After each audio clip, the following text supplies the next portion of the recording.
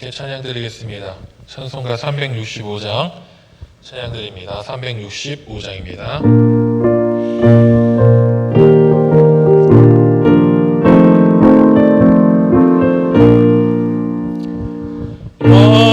마음속에 근심 있는 사람 주 예수 앞에 아뢰어라.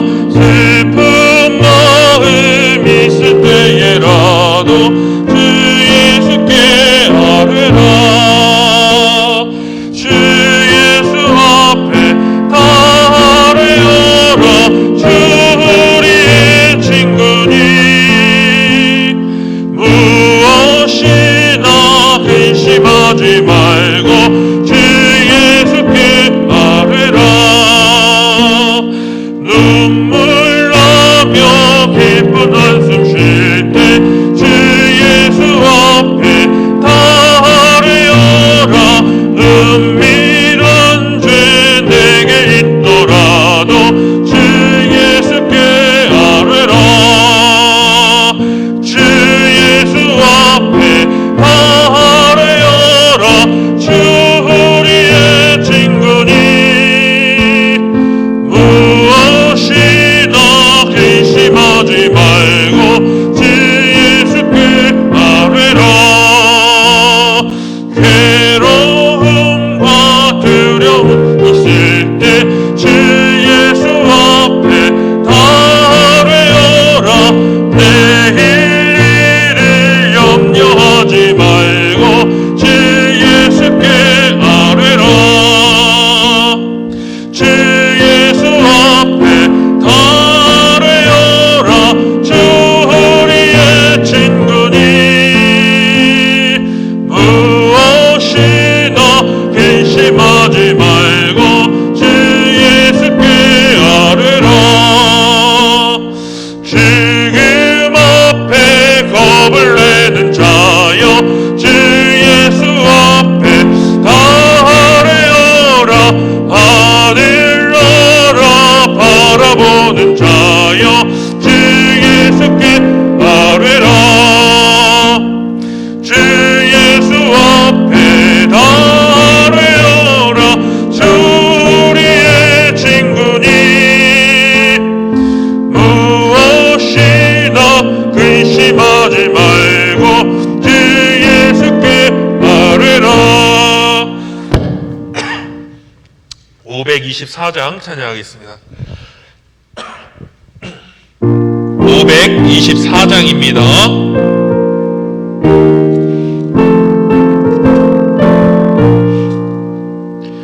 갈 길을 밝히 보이시니 주 앞에 빨리 나갑시다.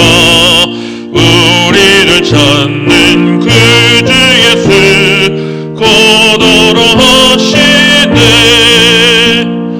죄악 벗은 우리 영혼은 기뻐 뛰며 주를 보겠네. 하늘에 계신 주 예수를 영원히 섬기리. 우리를 오라 하시는 말 기쁘게 듣고 순종하세. 그 주를 믿기 지체 말고 속속히 나가세. 죄악 벗은 우리 영혼은 기뻐 뛰며 주를 보겠네. 하늘에 계신 주 예수를 영원히 섬기리. 주 오늘 여기 계시오니 다 와서 주의 말씀 듣세. 듣기도 하며 생각하니 참 진리시로. 죄악 벗은 우리 영혼은 죄악 벗은 우리 영혼은 기뻐 뛰며 주를 보겠네. 하늘에 계신 주 예수를 영원히 섬기리. 아멘. 79장 찬양합니다. 79장입니다.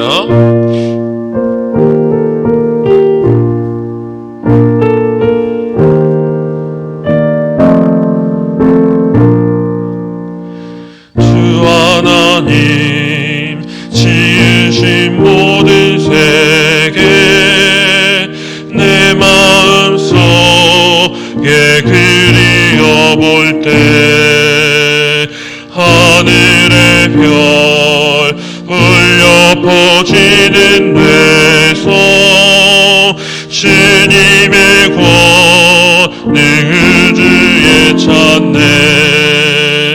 주님의 높고 위대하심을 내 영혼이 찬양하네. 주님의 높고 위대하심을 내 영혼이 찬양하네. 숲속이나 험한 산골짜기에서 지저귀는 저 새소리들과 고요하게 흐르는 시냇물은 주님의 솜씨 노래하도다. 주님의 높고 위대하심을 내 영혼이 찬양하네. 주님의 높고 위대하심을 내 영혼이 찬양하네. 주 하나님 독생자 아낌없이 우리를 위해 보내주셨네. 십자가에 피 흘려 죽으신 주 내 모든 죄를 대속하셨네. 주님의 높고 위대하심을 내 영혼이 찬양하네. 주님의 높고 위대하심을 내 영혼이 찬양하네.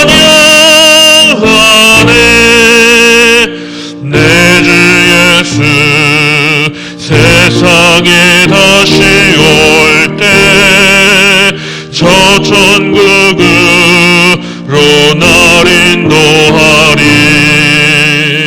나 겸손히 엎드려 경배하며 영원히 주를 찬양하리라. 주님의 높고 위대하심을 내 영혼이 찬양하네. 주님의 높고 위대하심을 내 영혼이 찬양하네.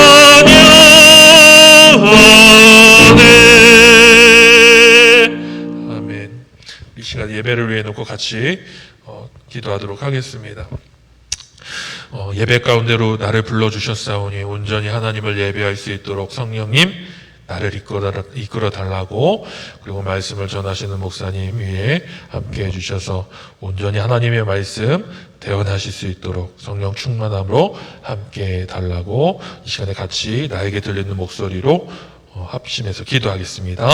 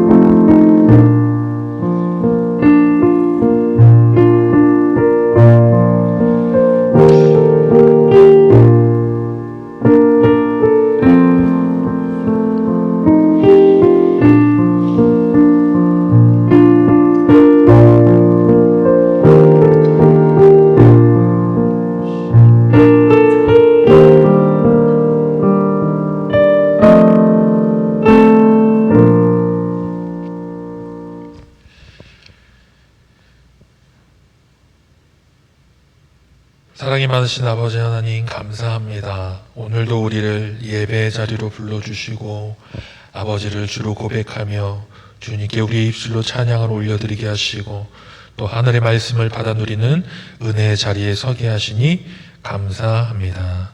아버지 하나님, 많이 어렵고 힘든 시기에 우리가 의지할 분은 오직 아버지 하나님뿐이 없음을 고백합니다.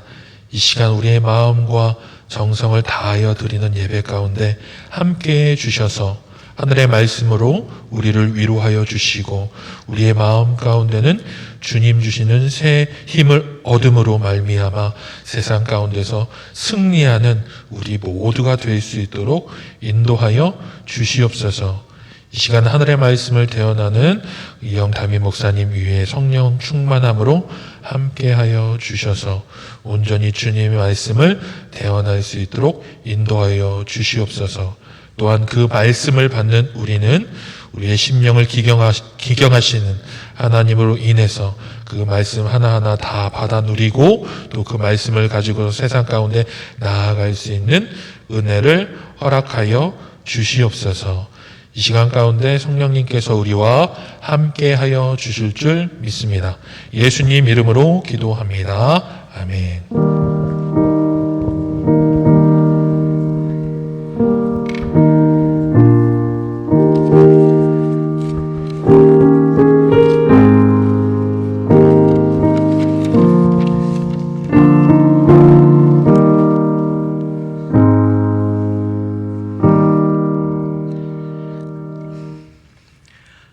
하나님 말씀 구약 성경 이사야 60장 1절에서 6절 말씀입니다.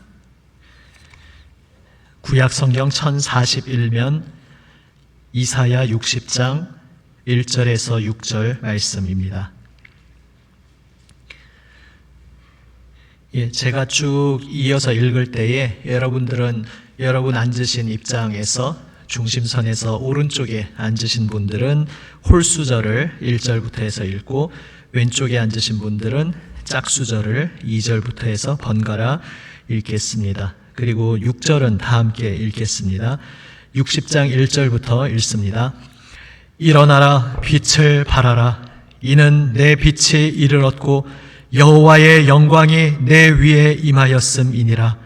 보라 어둠이 땅을 덮을 것이며 캄캄함이 만민을 가리려니와 오직 여호와께서 내 위에 임하실 것이며 그의 영광이 내 위에 나타나리니 나라들은 내 빛으로 왕들은 비치는 내 광명으로 나아오리라. 내 눈을 들어 사방을 보라 무리가 다 모여 내게로 오느니라. 내 아들들은 먼 곳에서 오겠고 내 딸들은 안기어 올 것이라. 그때에 내가 보고 기쁜 빛을 내며 내 마음이 놀라고 또 화창하리니 이는 바다의 부가 내게로 돌아오며 이방 나라들의 재물이 내게로 옴이라. 허다한 낙타 미디안과 에바의 어린 낙타가 내 가운데에 가득할 것이며 스밧 사람들은 다 금과 유향을 가지고 와서 여호와의 찬송을 전파할 것이며. 아멘. 랍비 예수 제목으로 되어 있는 시리즈 책의 내용을 함께 나누고 있습니다. 전에도 말씀드렸듯이 그 책의 취지는 예수님이 살아가셨던 당시 세계, 바로 그 유대인들이 살아가고 호흡하고 있었던 그 시대의 문화, 사상, 가치관을 더 알면 알수록 우리가 예수님께서 말씀하신 것이 무엇이고 예수님께서 우리에게 무엇을 보여주고자 하셨는지 너무나 지금 떨어져 있는 시대에 살고 있는 우리가 그것을 좀 더 이해하는 데에 더 입체적으로 도움이 된다는 그러한 취지입니다. 그러한 방향으로 이 책의 내용을 나누고 있습니다. 오늘은 굉장히 기본적이고 가장 원론적이라 할 수 있는 주제, 단어를 살펴봅니다. 그리스도는 정확히 무슨 뜻일까? 굉장히 좀 썰렁한, 추울 때 썰렁한 소리를 하면 안 되는데 여름철에 해야 되는데요. 썰렁한 소리를 하나 말씀드리면은 예전에 어떤 분은 이렇게 가상입니다. 제가 뭐 실제로 만난 분이 그랬다는 것이 아니라 그랬다고 하죠. 예수 그리스도, 교회에서 늘 예수 그리스도 하니까 서양식으로 이제 생각해서 예수는 분명히 이름이고 그리스도가 성인가 보다 이렇게 생각했다는 것입니다. 썰렁해서 죄송합니다.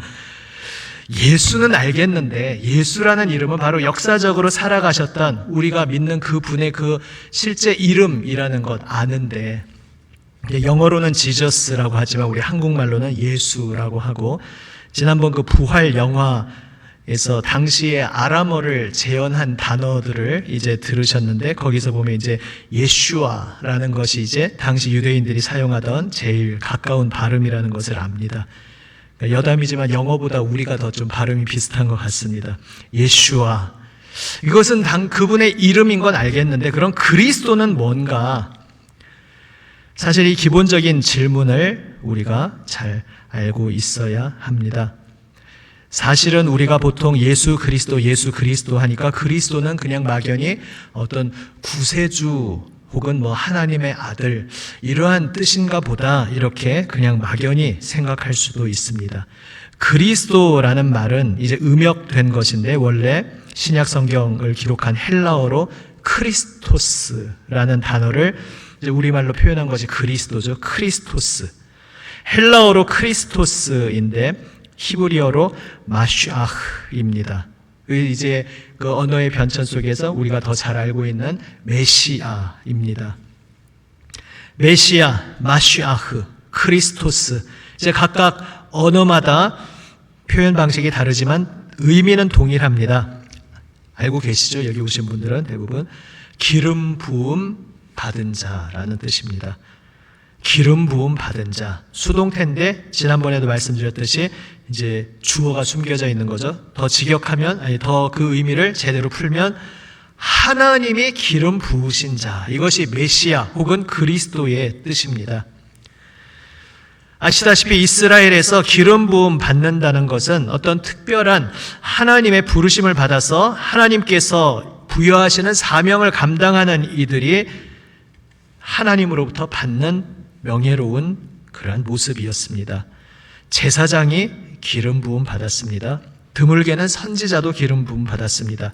그러나 이스라엘 역사 속에서 기름 부음 받았다라는 표현이 제일 대표적으로 사용된 존재는 바로 왕이었습니다. 사무엘상 24장 6절 말씀에서 다윗이 이렇게 고백하는데요. 자막에 나왔습니다. 당시에 다윗이 사울 왕으로부터 쫓겨다니다가 이제 사울 왕을 죽일 수 있는 그러한 절호의 기회를 얻었는데, 그래서 다윗과 함께 도피 생활을 하던 다윗의 사람들은 하나님의 기회를 주셨습니다. 저 사울 왕을 제거해 버립시다. 이렇게 얘기할 때 다윗이 이렇게 말하죠. 자기 사람들에게 이르되 내가 손을 들어 여호와의 기름 부음을 받은 내 주를 치는 것은 여호와께서 금하시는 것이니 그는 여호와의 기름 부음을 받은 자가 됨이니라 하고, 하나님이 기름 부으셨다. 기름 부으셨다는 것은 임명하셨다, 세우셨다는 것입니다. 그 임명식에서 기름을 붓지 않습니까? 하나님이 뜻하셔서 세우신 자이기에 지금 그가 옳은 모습으로 있든지 혹은 그렇지 않든지 간에 하나님이 기름 부으셔서 세우신, 그래서 나의 주군으로 삼으신 그 존재를 내가 내 손으로 치는 것은 하나님의 뜻과는 완전히 다른 것이다. 하나님께서는 그것을 금하신다. 다윗은 늘 철저하게 이것을 고백하며 살았습니다. 여기서 주목하게 되는 것은 바로 이 이스라엘의 왕을 기름 부음 받은 자라고 부르는 그 표현이 이미 드러나고 있다는 것입니다. 결국 한마디로 마시아흐, 크리스토스, 기름 부음 받은 자, 그리스도란 무슨 말이냐 하면 왕이라는 뜻입니다. 그래서 우리가 예수 그리스도라고 할 때 이름과 성이 아니라 예수가 바로 그리스도다, 이러한 신앙 고백이 그 속에 담겨 있는 것입니다. 예수라는 바로 2000년 전 역사적으로 우리 가운데 실존하셨고 우리와 함께 호흡하셨던 그 구체적인 예수라는 인물이 바로 그 예전부터 하나님께서 구약 성경 속에서 예고하시고 약속하셨던 크리스토스, 기름 부으신 자, 바로 그 약속된 그리스도가 바로 예수님 이분이다, 이렇게 고백하는 것이 예수 그리스도라는 표현인 것입니다. 그리고 그리스도는 왕이라는 뜻이기 때문에 예수 그리스도란 결국 예수님이 바로 하나님이 택하신 왕입니다. 하나님께서 온 세상에 세우신 합법적인 왕은 오직 예수이십니다. 이렇게 고백하는 것이 바로 예수 그리스도라는 칭호에 담겨 있는 단어입니다. 사실 그리스도라는 단어가 다른 것을 다 떠나서 1차적으로 왕이라는 단어라는 것을 알게 될 때 어쩌면 오늘날 이 시대를 살고 있는 많은 기독교인들에게는 이것이 굉장히 생소하게 뜻밖의 해석으로 다가올지도 모르겠습니다. 나는 그리스도가 좀 그것과는 다른 뉘앙스, 다른 느낌일 줄 알았는데 그리스도가 왕이라는 뜻이라고요? 사실 예수님께서 당시에 오셨을 때 그 갈릴리에서 무언가 하나님 말씀을 가르치는 랍비 같기는 한데 아주 누추하고 남루하기 짝이 없는 그런 모습으로 말씀을 전하고 다니시고 또 병자들을 고치고 다니시는 그의 온 생애는 당시 이스라엘 자손들이 생각하는 왕이라는 이미지와는 아주 어울리지 않는, 관계없는 그러한 이미지로 느껴졌습니다. 그러나 복음서를 보면 처음부터 끝까지 도처에 예수님 그분이 누구신가? 바로 우리의 왕으로 오신 분이다. 이것을 복음서는 직접적으로 간접적으로 처음부터 끝까지 계속 이야기하고 있습니다. 우리가 복음서의 시작을 여는 서두에서 대표적으로 나왔던 표현을 기억합니다. 저 멀리 동방에서 이방인들이 예수님을 경배하기 위해 찾아와서 두루두루 헤매면서 그들이 무엇을 묻습니까? 유대인의 왕으로 오신 분이 어디에 있습니까? 우리가 그분께 경배하려고 왔습니다. 여기에서도 바로 왕으로 오신 분을 찾는다. 복음서는 그것을 정확하게 잡아내어서 강조하고 있습니다. 그리고 예수님 이 땅에 달려가시는 그 사역의 정점, 빌라도 앞에 그 법정에 서셨을 때에 그는 질문을 받습니다. 내가 유대인의 왕이냐? 왕이라는 이미지에 대해서 이스라엘 백성들이 기대하고 생각하고 있었던 이미지와는 너무나 동떨어진 것처럼 보이는 그러한 예수님의 모습이었지만, 그러나 예수님의 삶은 처음부터 끝까지 유대인의 왕으로 오신 분, 바로 하나님께서 구약에서 일찍이 약속하셨던 메시아, 기름 부으심 받은 바로 그 사람이 이분이다라는 그 증언으로 가득합니다. 맨 처음과 맨 나중만 있는 것이 아니라, 그것이 전부가 아니라 복음서 전체를 우리가 이 시각으로 보면 복음서의 모든 내용이 그것으로 가득 차 있음을 알게 됩니다. 구약 성경에서 일찍이 그러면 기름 부으신 자라는 것은 어떠한 역사적 흐름 속에서 그 기대와 소망이 생긴 것이냐? 잘 아시다시피 다윗이라는 독특한 인물을 통해서 하나님께서 알려주셨습니다. 그래서 우리는 그리스도의 또 다른 별명이 다윗의 자손이라는 것을 알고 있습니다. 다윗은 하나님을 위한 집을 지어드리기 원했습니다. 성전 건물을 쌓아 올려서 하나님께 봉헌하기를 원했던 것이죠. 그런데 하나님께서 무엇이라 대답하십니까? 너는 나의 집을 짓지 못한다. 그러면서 너의 자손을 통해 그 집이 지어질 것인데, 여기서 하나님께서 더 강조하시는 초점이 있습니다. 너가 나를 위한 집을 지을 것이 아니라 내가 너를 위한 집을 지어주겠다. 이렇게 대답하십니다. 여기서 집이라는 단어는 지난번에도 말씀드린 대로 히브리어가 한 단어를 놓고 이런 뜻도 되고 저런 뜻도 되는 굉장히 폭넓은 단어라는 것을 활용한 그러한 언어 유희, 언어의 마술입니다. 다윗은 하나님을 위한 집을 지어드리고자 했는데 하나님께서는 다윗을 위한 집을 세우신다 말씀하십니다. 여기서 집은 가문을 의미합니다. 우리말에도 공통적으로 그런 의미를 가지고 있죠. 다윗을 위한 가문을 대대로 세우시고 다윗의 가문, 다윗의 후손 대대로 거기에서 이스라엘을, 하나님 택하신 그 백성을 다스릴 왕이 나올 것이다 약속하셨습니다. 너의 자손이 나를 위한 집을 지을 것이다 말씀하신 이것은 1차적으로 바로 다음 아들 솔로몬 때에 성취된 것처럼 보였습니다. 솔로몬이 성전을 만들어 봉헌했기 때문입니다. 그러나 아시다시피 솔로몬은 이방 여인들에게 미혹되고 안타깝게도 우상 숭배에 빠져들었고 결국 그 죄악으로 인해서 나라는 둘로 갈라지고 북이스라엘과 남유다가 차례로 결국 우상 숭배의 죄악 속에 멸망당한 것을 우리는 기억합니다. 그리고 그 너머에 하나님께서 다윗에게 주셨던 그 약속이 끝난 것이 아니다. 다윗의 자손들은 실패했지만 그러나 하나님께서 약속하신 그 다윗의 존재, 그 하나님의 약속은 결코 실패하지 않는다. 이 역설적인 기대와 소망이 구약 성경의 후반부를 채우고 있습니다. 다윗의 자손들은 우상 숭배 속에 하나님을 위한 집을 제대로 세우는 것에 실패하고 무너지고 말았지만 하나님께서는 인간의 실패를 뛰어넘어서 약속하신 것을 철회하지 않으시고 하나님께서 약속하신 것을 반드시 이루시겠다 말씀하셨습니다. 다윗의 자손에게서 영원토록 나의 택한 백성을 다스릴 왕이 나올 것이다. 기름 부으신 자, 메시아, 하나님의 기름 부음 받은 자가 다윗의 자손 영원히 하나님의 백성들을 다스릴 것이다. 그 약속하신 말씀은 결코 실패하지 않았고 결코 취소되지 않았고 그래서 예언자들은 노래하며 미래를 꿈꾸며 사람들에게 전했습니다. 궁극적인 다윗의 자손이 오실 것이다.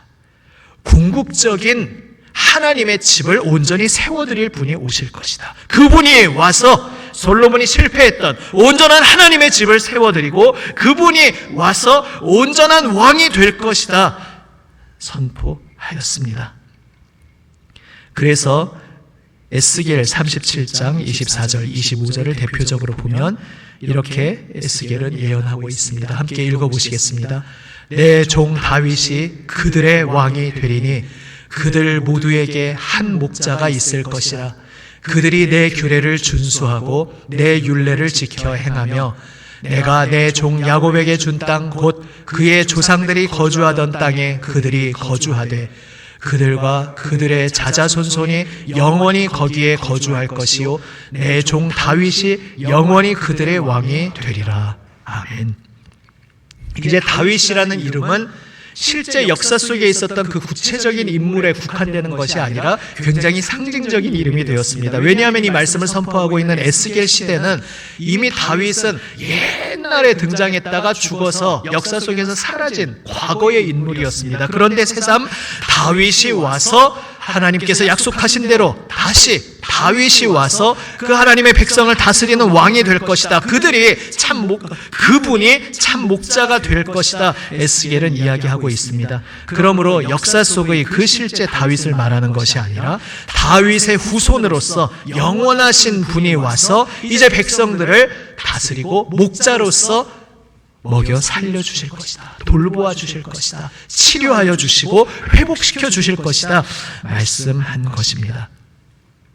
그리고 훨씬 더 과거로 거슬러 올라가면 이미 창세기에서부터 이 미래의 왕이 그저 이스라엘이라는 영토에 국한된 한 종족의 왕이 아니라 온 세계 열방의 주인으로 온 세상을 통치하실 것이라는 비전이 이미 등장하고 있습니다. 창세기 49장 10절을 보시겠습니다. 함께 읽습니다.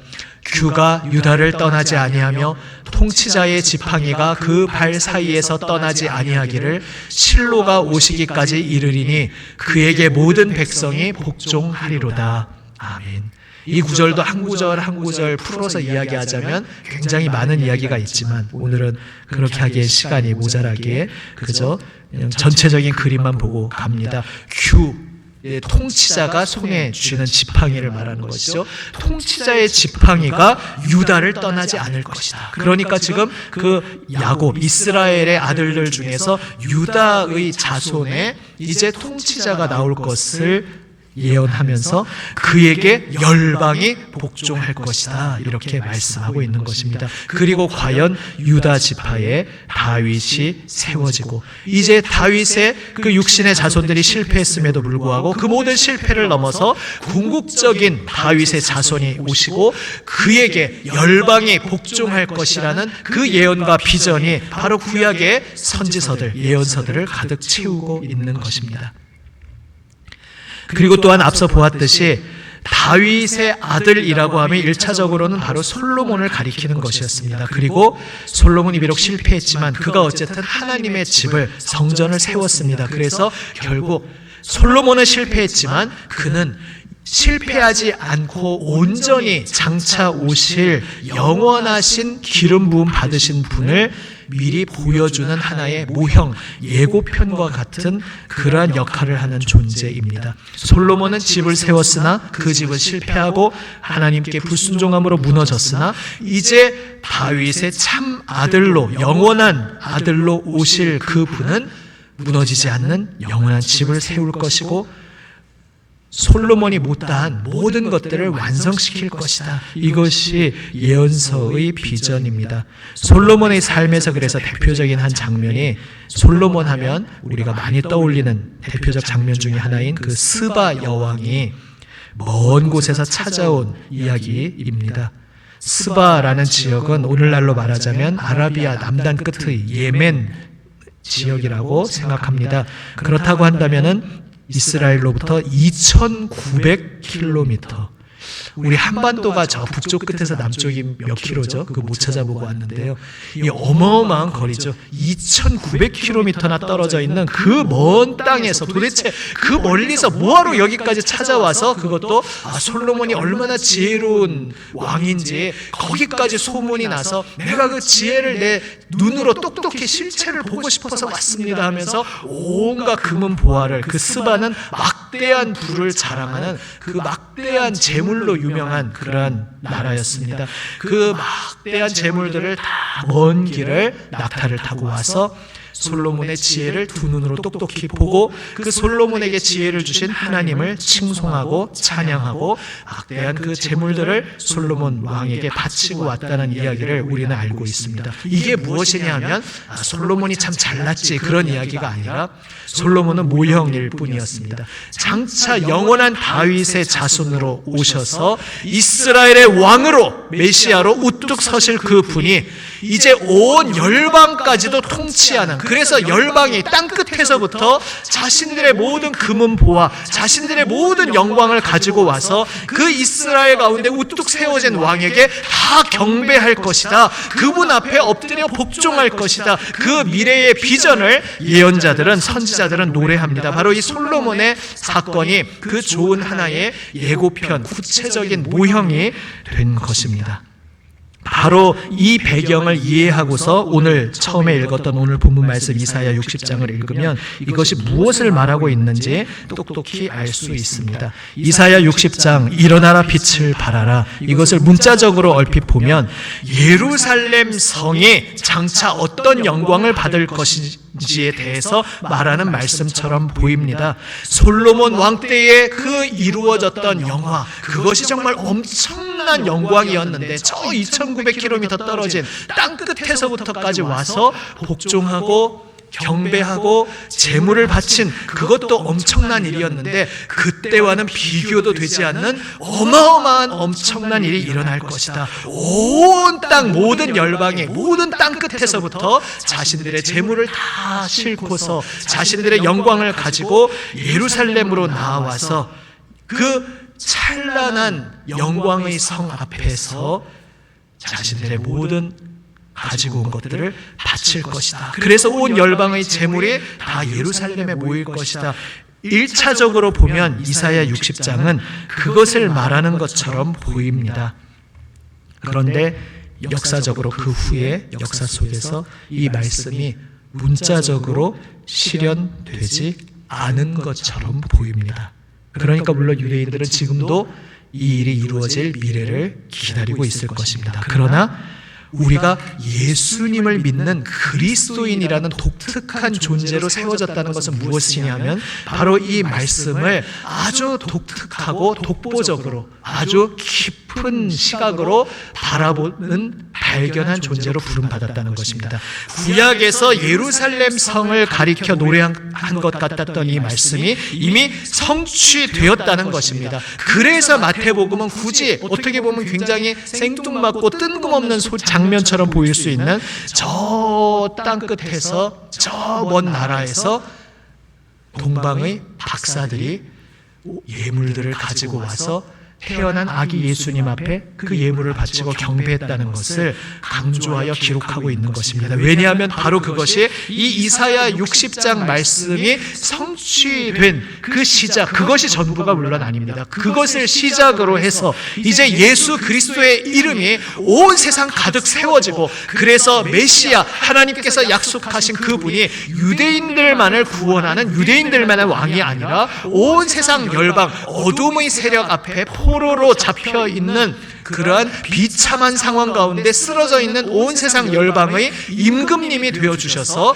온 세상에 생명의 빛을 비추시고, 그리하여 어둠 속에서 신음하던 땅 끝에 있는 모든 열방의 백성들이 참되고 영원하신 임금님이신 그 예수님께 나와서 모두가 예수님의 이름을 부를 것이다. 모두가 예수님을 임금님으로, 주인으로 고백할 것이다. 바로 이 비전을 복음서는 선언하고 있는 것입니다. 그래서 우리는 성경을 읽을 때에 모든 것을 예수님 중심으로 다시 읽어야 하는 것입니다. 오늘 이 본문 이사야 60장도 얼핏 보면 성이 찬란한 하나님의 빛으로 둘러싸였다고 말씀하고 있는 것 같지만, 이제 우리는 그것이 어떻게 성취되었는지 알고 있습니다. 하나님의 독생자이신 그분이 우리와 같은 육신이 되시어서, 인간이 되시어서 우리 가운데 오셨습니다. 그리고 우리가 그 영광을 보니 하나님의 독생자의 영광이요. 요한복음 1장이 선포하는 그 선언이 그래서 괜히 하는 말씀이 아닌 것입니다. 구약에서 노래하고 예언했던 그 모든 영광의 예고가 바로 인간으로 오신 우리의 주 예수 그리스도, 그분의 존재 안에서, 그분의 그 몸 안에서, 그분의 삶 속에서 다 고스란히 성취되었다. 이것을 선언하는 것이 바로 신약 성경 저자들의 담대한 고백이고, 그것을 진지하게 받아들이고 온 생명과 인생을 통째로 바치고 그 예수님을 나의 영원하신 주인으로 고백하고 임금님으로 모시는 존재가 바로 우리 그리스도인, 예수쟁이 기독교인들인 것입니다.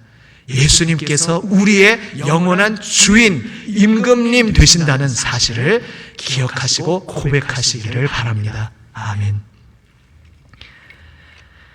그래서 복음은 무엇입니까? 사실 우리는 복음이 무엇입니까? 물으면은 이 표현을 가장 먼저 떠올릴 수 있을 것입니다. 복음은 좋은 소식인데, 좋은 소식은 예수님이 우리를 위해 십자가에서 죽으심으로 우리의 죄가 사함받았다는 것입니다. 우리는 그것을 가장 먼저 떠올릴 수 있습니다. 오해 말고 잘 들으시기 바랍니다. 그게 틀렸다는 것이 아니라, 그런데 그 지점에 이르기까지의 중간 과정이 무엇인지를 우리가 놓치지 않아야 이 고백의 의미도 제대로 깊이 드러납니다. 제가 비유를 한두 번 말씀드린 적이 있습니다. 빙산의 일각이라는 표현을 우리도 쓰지만, 빙산은 5분의 1 부분만 바다 위에 떠서 보이고 5분의 4 밑부분은 그 거대한 부분이 바다 밑에 잠겨서 보이지 않습니다. 그런데 눈에 보이는 5분의 1이 전부가 아닌 것입니다. 눈에 보이는 그 5분의 1은 찬란한 절정이지만, 그것은 분명하지만, 그것이 완성이요 성취지만, 그 5분의 1을 떠받치고 있는 5분의 4를 제대로 이해하고서 5분의 1을 보는 것은 그 5분의 1의 의미를 더 풍성하게 알게 하는 것입니다. 복음이라는 것은 신약 헬라어에서 유앙겔리온이라는 단어인데, 당시 시대 속에서 유앙겔리온이라는 것은 언제 쓰인 단어인가? 바로 옛 왕이 세상을 떠나고 새 왕이 세워졌을 때, 새 왕이 세워졌습니다. 이제 새로운 왕국이 우리에게 도래했습니다. 바로 이것을 선포하는 것이 당시 그 왕국의 입장에서 가장 최고의 좋은 소식이고, 바로 그것을 유앙겔리온이라고 불렀습니다. 그래서 성경이 복음이라는 그 유앙겔리온이라는 단어를 의도적으로 사용하고 있습니다. 하나님께서 예수를 바로 그 기름 부으셔서 일찍이 기름 부은 왕으로 세우시겠다는 그 약속의 말씀을 예수라는 그 존재에게서 온전히 실현시키셔서 그분을 왕으로 세우셨다. 이제 한 제국, 한 왕국에 새로 세워졌으나 또 몇십 년 세월이 흐르면 세상 떠나고 말 그러한 불완전한 임시적 왕이 아니라 영원토록 온 세상 열방을 통치하실 영원하신 참된 왕이 세워졌다. 바로 이것이 유앙겔리온 복음인 것입니다. 그래서 사도행전 2장 36절을 보시면 성령 충만을 입은 베드로와 사도들은 담대히 선포합니다. 사도행전 2장 36절 한번 함께 읽겠습니다. 그런즉 이스라엘 온 집은 확실히 알지니 너희가 십자가에 못 박은 이 예수를 하나님이 주와 그리스도가 되게 하셨느니라 하니라. 아멘. 지금 원래 제가 준비한 내용의 딱 절반 왔는데요. 그대로 준비한 걸 다 하려면 엄청 시간이 걸릴 것 같아서 다음번을 기약하고 좀 비약해서 뛰어넘어서 결론으로 가겠습니다. 지금 이 사도행전 2장 36절에서 선언하고 있습니다. 베드로와 사도들이 무엇을 선포하고 있냐 하면은 예수가 오셨는데 사실은 그분의 말씀과 그분이 병자들을 고치신 행동도 세례 요한에게 말씀하셨던 그러한 말씀들도 저번에 말씀드리지 않았습니까?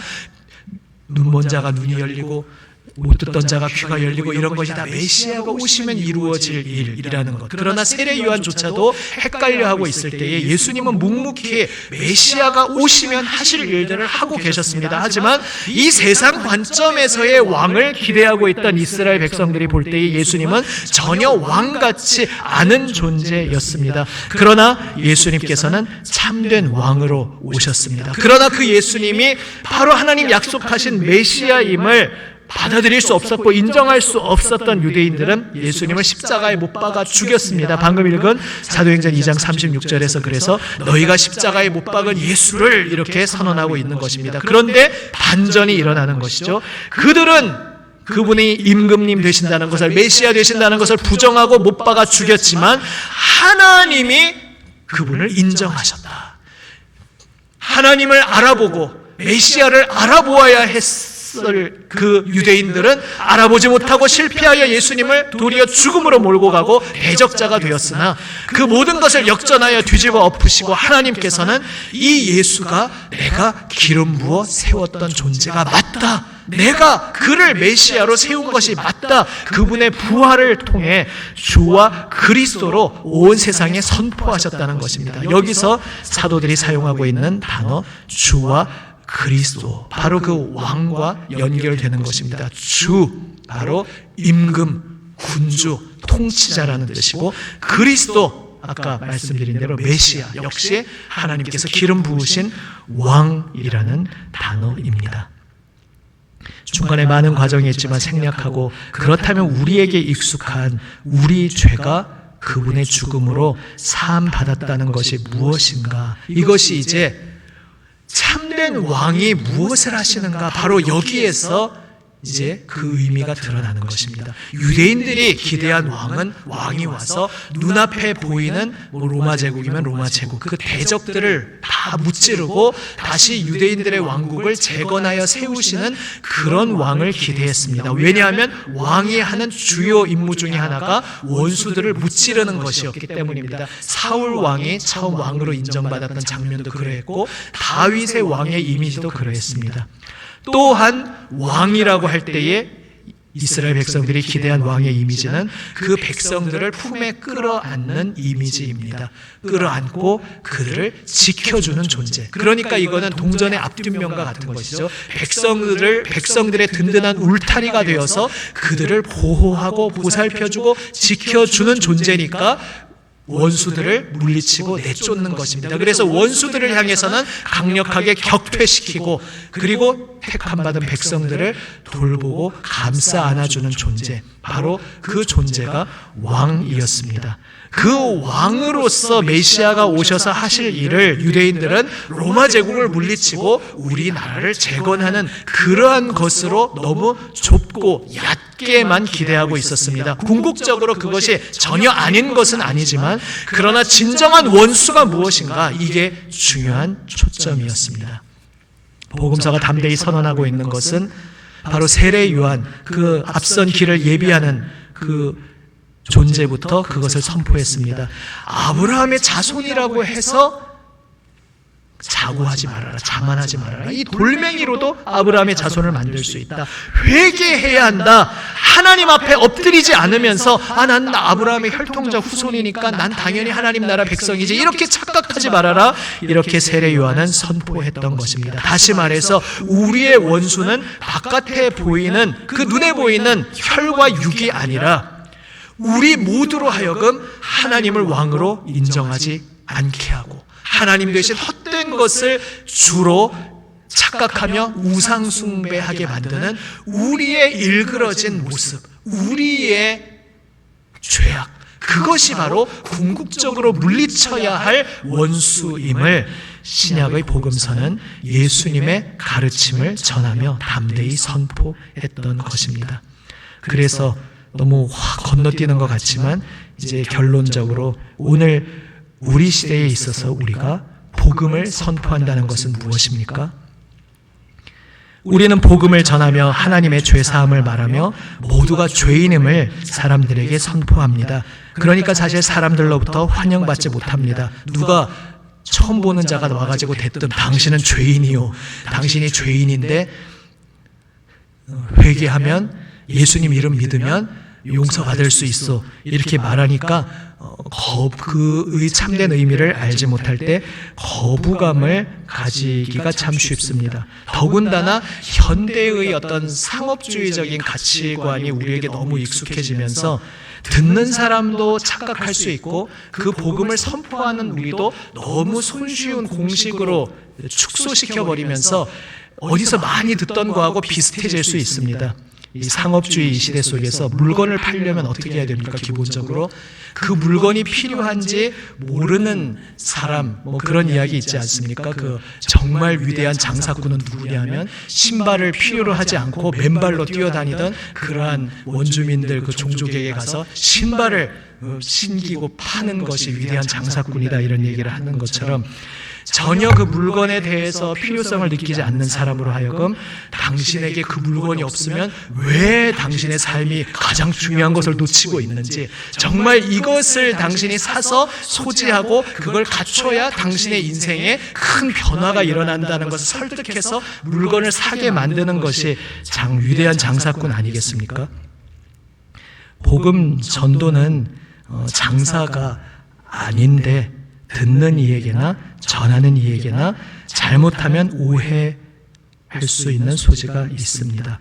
내가 죄인이라는 것에 대해 전혀 문제의식이 없는데 예수님을 믿게 하기 위해서 일단 네가 죄인이라는 걸 먼저 설득을 해야 되고, 그래서 죄인이라는 걸 인정하고 나면 그러니까 예수님이 필요하지라고 해서 예수님의 복음을 팔려고 하는 그러한 장사꾼이 될 수가 있습니다. 특히 요즘에 와서, 예전에 중세시대까지는 그냥 동네에 교회가 있으면 내가 어느 교회를 출석해야 되지 고민할 필요가 없었습니다. 내가 살고 있는 지역에 내 동네의 교회를 가면 되는 겁니다. 그런데 이제 현대사회가 되면서 교통과 이주가 자유롭게 되면서 이제는 내가 설교가 어디가 좋지? 찬양 대 찬양이 어디가 더 은혜롭지? 기타 등등 성도들이 어디가 분위기 좋지? 이런 것들을 따지면서 내가 취사 선택하는 그러한 시대가 됐습니다. 그러니까 역시 이것도 상업주의와 연결이 되면서 무언가 내가 선택해서 경쟁을 해야 되는 시대 속에서 교회가 예수님의 영광스러운 임금님 되신, 왜 우리에게 참된 임금이 필요하시고 그 참된 임금이 우리 속에 있는 어떤 원수를 무찌르는 분이시고 그분이 우리에게 어떤 구원의 삶을 가져오시는지 그 영광의 복음을 전하는 것이 아니라 저 사람 저 교회 가면 안 되는데 우리 교회로 와야 되는데, 혹은 다른 교회랑 굳이 비교하지 않더라도 우리 교회에 한 사람이라도 더 채워져야 우리 교회에 좀 재정도 더 든든해질 텐데, 여러 가지가 미묘하게 결합이 되면서 복음을 전하는 것이 참 오해받을 수 있는, 우리 자신조차도 참된 목적을 자칫 놓쳐버릴 수 있는 그러한 시대를 우리는 살고 있습니다. 그때에 우리는 유앙겔리온, 복음의 의미가 무엇인지 다시 그 본질을 붙잡을 필요가 있습니다. 복음은 왕이신 그분이 오셨다라는 선언입니다. 이 혹독한 세상 속에서 모든 정의가 제대로 세워지지 않고 불의로 구부러지고 그리하여서 눈물 속에 고통 속에 부르짖지만 그 부르짖음을 아무도 들어주지 못하는 이 세상 속에서 예수님께서 모든 불의를 바로 잡으시고 온 세상을 하나님의 정의와 하나님의 사랑으로 하나님의 은총으로 충만하게 채우시기 위해 우리 속에 오셨다는 것, 그리고 그분이 하시는 일은 원수를 무찌르는 것인데 이 세상을 지금 일그러뜨린 원수가 누구냐?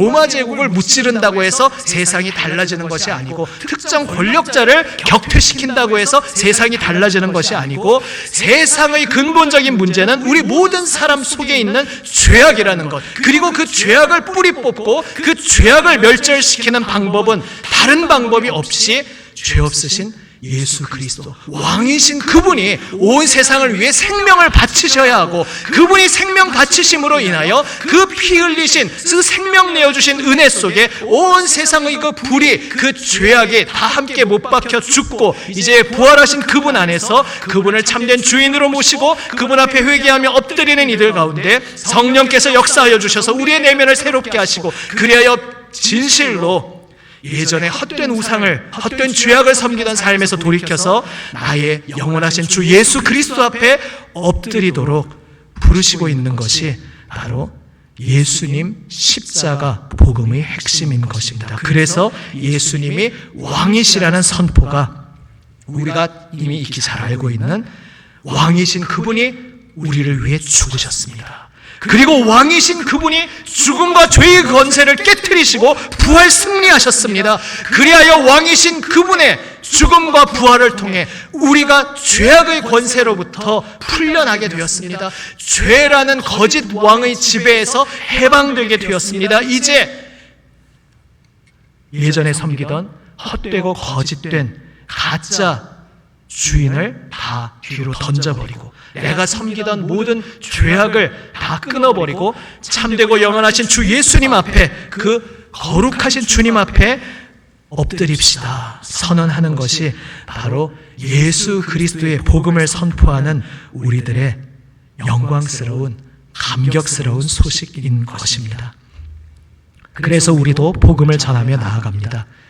나는 이제 거듭났거든. 그러니까 나는 너보다 조금 더 낫거든. 아유 인간아, 너는 언제 철들래? 이렇게 나가는 것이 아니라, 그래서 어떤 분은 그것을 이렇게 비유하셨죠. 우리가 복음을 전한다는 것은 내가 거진데, 그래서 나도 굶어 죽을 수밖에 없는데 내가 그 생명의 떡이 있는 곳을 먼저 발견해서 여전히 내가 거지인데 또 다른 거지에게 가서 저기 가면 생명의 떡이 있어, 저기 가면 그 생명의 떡을 먹고 우리가 살 수 있어 라고 다른 거지에게 가서 그 복된 소식을 전하는 또 다른 거지임을 우리가 기억하고 있지 않는다면 우리가 복음을 전하는 데 있어서 왕의 영광스러운 사자로서, 대사로서 우리는 주님을 임금님으로 모십시오 이렇게 나아가는 것이지만, 이것이 복음이라는 상품을 판매하기 위해서 상대방을 미혹하는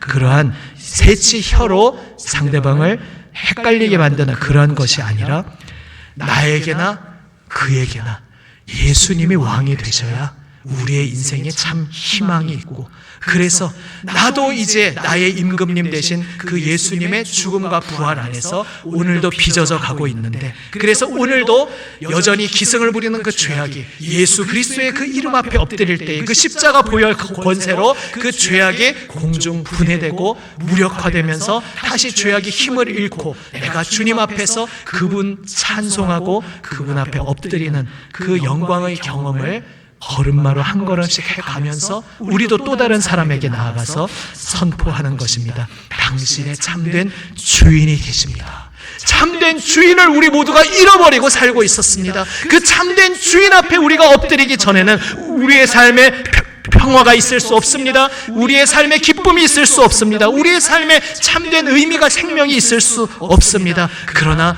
우리에게 은혜의 주님이 오셨습니다. 영광의 임금님이 오셨습니다. 그분을 우리 마음 깊이 받아들이고 우리의 삶에 일거수일투족 그분의 다스리심을 받으며 살아갑시다.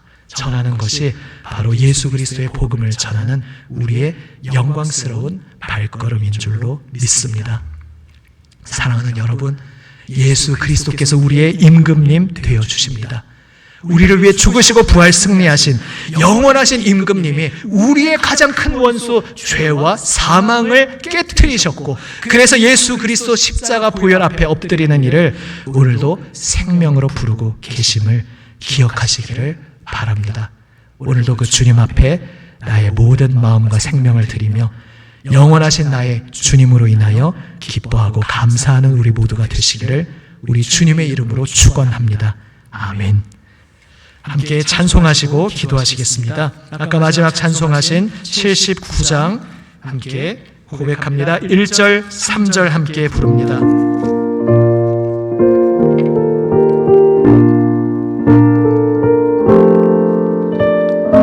주 하나님 지으신 모든 세계, 주 하나님 지으신 모든 세계, 내 마음속에 그리워볼 때 하늘의 별 울려 퍼지는 뇌성, 주님의 권능 우주에 찾네.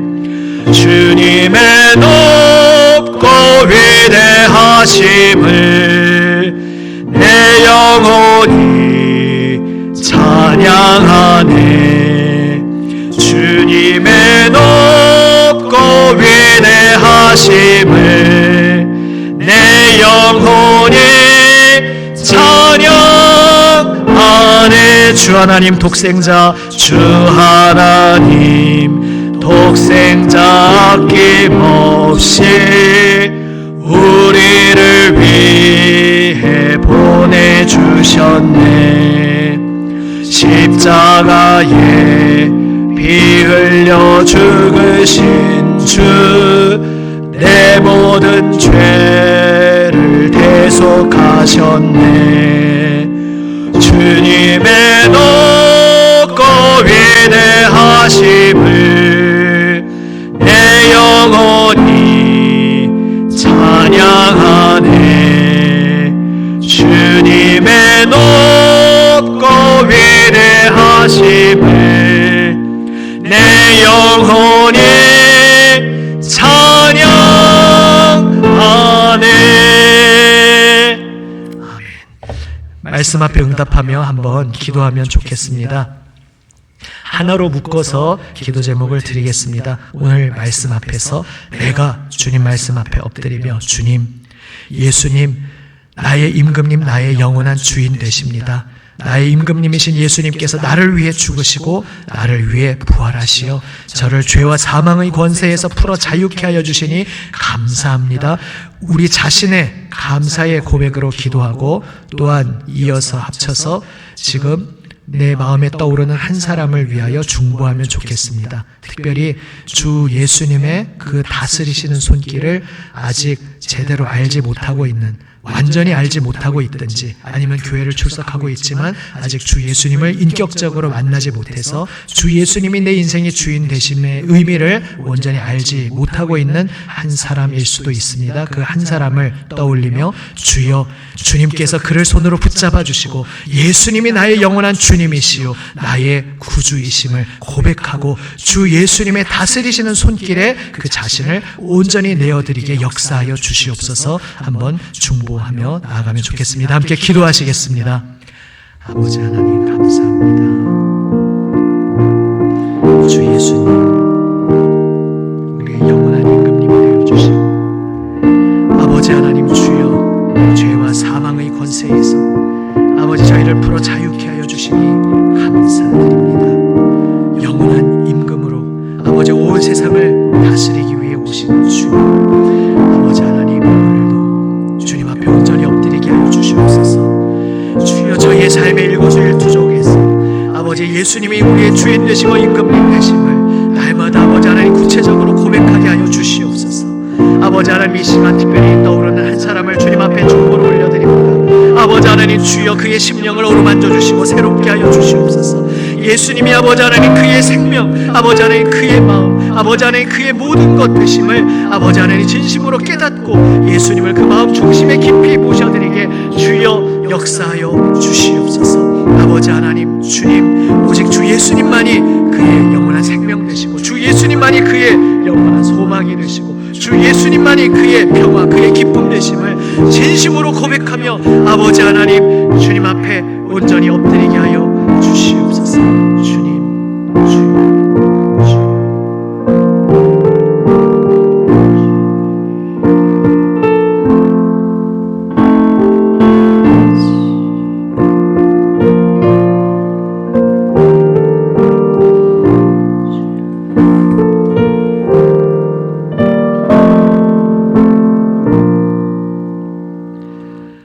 할렐루야. 살아계신 아버지 하나님, 영원한 임금이신 우리 주 예수님, 우리의 주관자 되시는 주님께서 저희를 죄와 사망의 권세로부터 건져주시기 위해 우리와 같은 인간으로 오시어 저희를 위해 죽으시고 저희의 죄를 한 몸에 짊어지고 십자가에서 피 흘리심으로 죄와 사망의 권세를 깨트리시고 저희를 그 헛된 권세에서 풀어 자유케 하여 주시어 영원한 임금이신 우리 주 예수님을 영원토록 섬기도록 아버지 하나님 주여 저희에게 참 자유를 주시고 아버지 하나님 주님 사랑의 품에 안아주시니 감사드립니다. 아버지 하나님 주여 주님의 그 사랑의 다스리심의 생명의 손길을 아직 알지 못하고 어둠 속에 방황하는 세상이 많은 이들이 있습니다. 이 시간 저희가 떠올리며 기억하며 간절히 중보한 그 한 사람 주님께서 품에 안아 주시옵소서. 주님의 권능의 손길로 어루만져 주시옵소서. 예수 그리스도 나의 영원한 생명, 나의 주인 되십니다 고백하며 주님 앞에 마음을 열고 주님 앞에 엎드리는 역사를 허락하여 주시옵소서. 그리하여 주님 그 마음속에 좌정하여 주시고 주님 생명의 손길로 그를 어루만져 주시고 그의 심령을, 그의 인생을 주 예수님께서 다스리시고 빚으시는 온전한 생명의 길로 새롭게 변화시켜 주시옵소서. 아버지 하나님 주여 매일 특별히 우리 수험생들 자녀들을 위해 기도하고 있습니다. 우리 김예송, 신태규, 이주환 비롯하여서 아버지 하나님 우리 기억하며 사랑하며 기도하는 우리의 자녀들을 주여 붙잡아 주시옵시고 아버지 하나님 주여 이 시험을 준비하는 모든 시간 속에서도 아버지 지혜를 주시어서 성적도 잘 나올 수 있게 하는 은총을 허락하심 속에 무엇보다도 가장 중요하게 나의 주 예수님 나의 인생의 주인 되십니다 온전히 고백하는 이 모든 기간이 되게 하여 주시옵소서. 그래야 아버지 하나님 내가 앞으로 어떠한 길로 살아가든지 간에 예수님을 나의 구주요 주님으로 고백하며 온전히 주님 앞에 엎드리는 아버지 하나님 주여 주님의 생명의 손길에 나의 온 생명과 인생을 내어드리는 복된 삶으로 주여 인도하여 주시옵소서. 우리의 영원한 주님이 되시는 우리 주 예수님을 찬양합니다. 우리 구주 예수 그리스도의 이름으로 기도드립니다. 아멘. 할렐루야. 한번 우리 좌우 앞뒤에 있는 분 멀리 계시지만 쳐다보시면서 그윽한 사랑의 눈빛으로 바라보시면서 축복하시겠습니다. 여러분 깨달은 말씀으로 나누셔도 좋고요. 혹은 이렇게 인사하셔도 좋겠습니다. 주 예수님께서 당신을 꼭 끌어안아 주십니다. 한번 이렇게 인사하시겠습니다. 주 예수님께서 당신을 꽉 끌어안아 주십니다. 아멘. 또 한번 이렇게 인사하시겠습니다. 주 예수님께서 당신의 마음을 날마다 새롭게 하여 주십니다. 주 예수님께서 당신의 마음을 날마다 새롭게 하여 주십니다. 아멘. 왕중 왕으로 오늘도 우리의 삶을 인도하시는 주님께 모든 찬송과 경배를 드리며 우리의 삶의 자리에서 예수님의 배사로 하나님의 복음의 전파자로 살아가는 우리 모두가 되시기를 주님의 이름으로 축원합니다. 아멘. 축도하겠습니다. 지금은 우리 구주 예수 그리스도의 은혜와 아버지 하나님의 사랑과 성령님의 교통하심, 빚으시며 죄와 사망의 권세에서 우리를 풀어 자유케 하심이 하나님의 사랑의 손에 붙들린 모든 하나님의 자녀들 위해 이들이 사랑하며 간절히 기도하는 모든 이들 위해 지금부터 영원까지 함께 하시기를 간절히 축원하옵나이다. 아멘.